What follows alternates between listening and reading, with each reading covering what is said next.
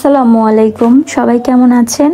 আশা করছি আল্লাহর অশেষ রহমতে যে যেখানে আছেন ভালো আছেন এবং সুস্থ আছেন।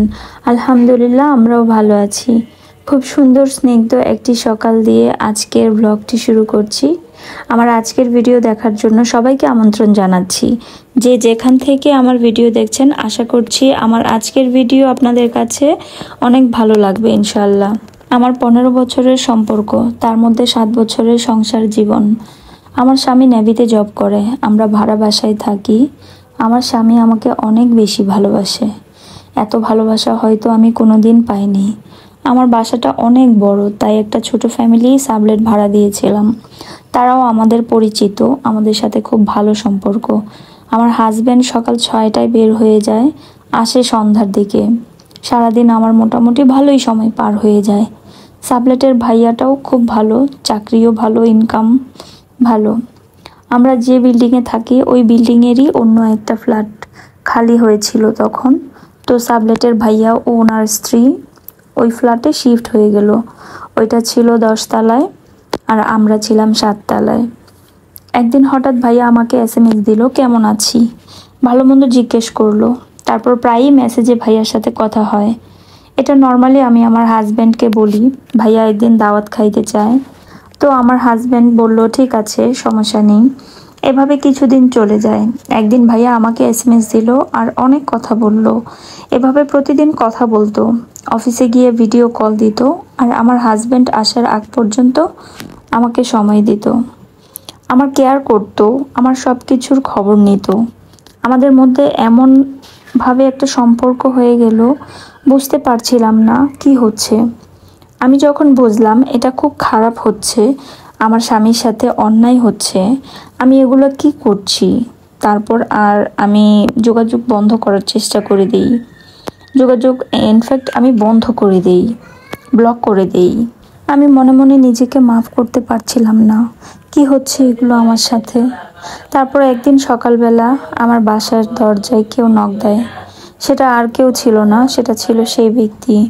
যেহেতু আমরা একই বাসার একই বিল্ডিংয়ে থাকি, সেহেতু উনি সকাল সকাল এসেছে এবং উনি খুব ভালো করে জানতো যে সেই সকালটাতে আমার হাজব্যান্ড বাসায় থাকে না, উনি অফিসে চলে গিয়েছে। সেই জন্য উনি এই সকালবেলা আমার বাসায় এসেছে। তো ওনাকে দেখে খুব ভয় পেয়ে যাই আমি। স্বাভাবিকভাবে তাকে আমি বোঝাই, দেখেন এটা সম্ভব না, আপনার একটা ফ্যামিলি আছে, আমারও একটা ফ্যামিলি আছে। উনি আমাকে জড়ায় ধরে কান্না করতে লাগলো। আমি বুঝতে পারছিলাম না যে কি করব সেই মুহূর্তে, কিভাবে যে উনি আমাকে বশ করলো। এভাবেই চলছে আমাদের সম্পর্ক। আমার স্বামী অফিস চলে গেলে উনি বাসায় আসতো প্রায়ই। আমার সঙ্গে গভীর কিছু হওয়া আর বাকি রইল না। 3 মাস এই সম্পর্ক যাওয়ার পর এই সম্পর্ক কন্টিনিউ করতে পারছিলাম না, নিজেকে সামলাতে পারছিলাম না। এতটাই গিল্টি ফিল করছি যে এর থেকে বের হওয়ার কোনো রাস্তা আমি কিছুতেই খুঁজে বের করতে পারছিলাম না। আমার হাজব্যান্ড একদিন রাতে যখন আমাকে নিয়ে কাছে নিতে চাইলো, তখন আমি হাউমাউ করে কাঁদতে শুরু করি। সে ভয়ে আমাকে বারবার বলছিল, কি হয়েছে বাবু তোমার, কোথায় কষ্ট হচ্ছে, কেন তুমি এমন করছো, আমাকে সব কিছু খুলে বলো, কি সমস্যা। প্রায় 1 ঘন্টা পর আমি সব কিছু খুলে বললাম, সব কিছু স্বীকার করলাম। আমার যত ভুল আছে, আমি যা করেছি, আমি যা পাপ করেছি, আমি সব কিছু ওনার সাথে শেয়ার করলাম। সে নীরব হয়ে বসে থাকলো অনেকক্ষণ। আমার সব কিছু, আমার সব কুকর্মের গল্পগুলো উনি শুনলো। তারপর ওই ছেলেকে ডেকে আনলো, ডেকে জিজ্ঞেস করলো, ভাই কেমনে পারলেন আপনি এটা করতে। উনি আমার হাজব্যান্ডের কাছে ক্ষমা চাইলো। আমিও পায়ে ধরে ক্ষমা চাইলাম, আমার ভুল হয়ে গেছে, আমাকে ক্ষমা করে দাও। সে আমাকে ক্ষমা ঠিকই করেছিল, কিন্তু আমাকে তার কিছু শর্ত মানতে হবে, এটা সে আমাকে বলেছিল আমি তোমাকে 4টা শর্ত দিব, যদি তুমি মানতে পারো তাহলে আমরা মুভ অন করবো, আর যদি মানতে না পারো তাহলে যে যা যার মতো। আমাকে প্রথম শর্ত দেওয়া হলো যে আমাকে বোরখা পরতে হবে। আমি যদিও বোরখা পরি না, তো সে বললো আমাকে বোরখা পরতে হবে।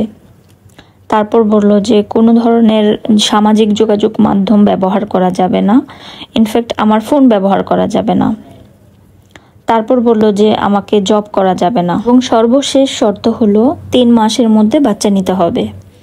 তখন আমি 2টা শর্তে রাজি হই এবং বাকি 2টা শর্তে আমি সংকোচ বোধ করি, কারণ আমি এলএলবি নিয়ে পড়াশোনা করে আমি এলএলএম কমপ্লিট করেছি। তো আমি চাচ্ছিলাম যে আমি নিজের পায়ে দাঁড়াবো, আমি একটা জব করব। তো যেহেতু জব করতে হবে সেহেতু আমি বোরখা পরবো না। এটা আমি তাকে বলি যে আমি আপাতত বোরখা পরবো না, আমি পরবর্তীতে বোরখা শুরু করব ইনশাল্লাহ, কিন্তু আমি জব করতে চাই। তো সে এক কথাই বললো যে আমার 4টা শর্ত যদি মানতে রাজি থাকো তাহলে তুমি চিন্তা করো, আর না হলে পরবর্তীতে সকালবেলা আমরা যে যার মতো ডিসিশন নিব ইনশাল্লাহ। আপনি কি এখনো আমার ভিডিওটি উপভোগ করছেন? তাহলে আমি আপনার কাছে এখন একটা রিকোয়েস্ট করছি, সেটা হচ্ছে আমার দেশের ভিতরে এবং দেশের বাইরে আমার প্রিয় ভাইয়া ও আপুরা যে যেখান থেকে আমার এই ভিডিওটি দেখছেন, আমার এই ভিডিওর কথাগুলো শুনছেন, ভিডিওর কোনো অংশ যদি আপনাদের কাছে ভালো লেগে থাকে তাহলে প্লিজ আমার ভিডিওটিতে একটি লাইক দিয়ে কন্টিনিউ করবেন। হয়তো আপনাদের একটি লাইক আমার ভিডিওটিকে অনেকের কাছে পৌঁছে দিতে সাহায্য করবে। আর যদি সামান্য একটুকু ভালো লাগে তাহলে প্লিজ সাবস্ক্রাইব করতে ভুলে যাবেন না। সাবস্ক্রাইব করে আমার পাশে থাকবেন, আর সাবস্ক্রাইব করার পর বেল বাটনটি অন করে দিবেন যেন আমার পরবর্তী ভিডিও পোস্ট করার সাথে সাথে আপনার সময় সুযোগ মতো আপনি দেখে নিতে পারেন ইনশাল্লাহ।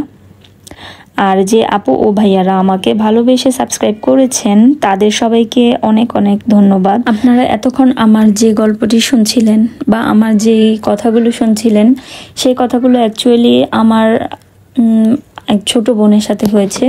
সে আসলে আমার সাথেই দীর্ঘ অনেক বছর ছিল। তো আমার নিজের চোখের দেখা তাদের সম্পর্ক, তাদের পরিবার, তাদের সব কিছু আমার নিজের চোখে দেখা। তো তারই বাস্তব ঘটনাটি আমি বলেছি। তো ঘটনার পরবর্তী অংশ যদি আপনারা জানতে চান তাহলে অবশ্যই আমি জানাবো। আল্লাহ হাফেজ।